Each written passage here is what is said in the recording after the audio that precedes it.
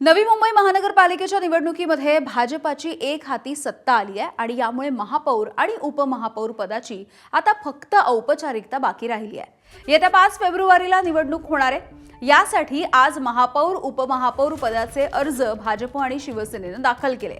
भाजपकडून महापौर पदासाठी सुजाता पाटील तर शिवसेनेकडून सरोज पाटील यांनी आपापले अर्ज दाखल केले। यासोबतच उपमहापौर पदासाठी भाजपकडून दशरथ भगत आणि शिवसेनेकडून आकाश मडवी यांनी अर्ज दाखल केलेत। दरम्यान एकूण 111 नगरसेवक संख्या असलेल्या पालिकेमध्ये भाजपच्या 65 तर शिवसेनेच्या 42 जागा निवडून आलेल्या होत्या।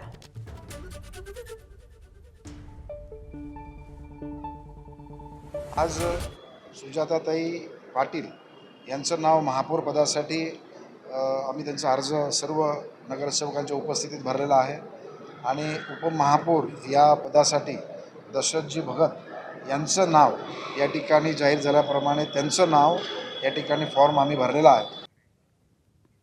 अमरावती महानगरपालिकेसाठी पॉवर फॉर्म्युला आता ठरलाय आणि केवळ घोषणा बाकी आहे। 6 फेब्रुवारीला महापौर निवडला जाणार आहे। उद्या महापौर आणि उपमहापौर यांच्या पदासाठी अर्ज दाखल करण्याची शेवटची तारीख आहे।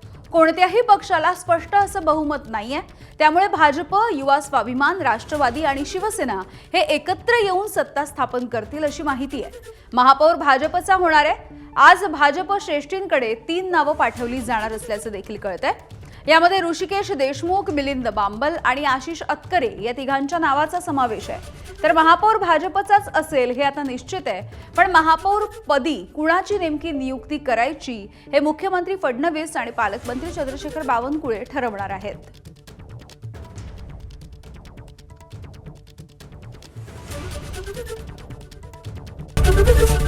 एबीपी माझा, उघडा डोळे बघा नीट।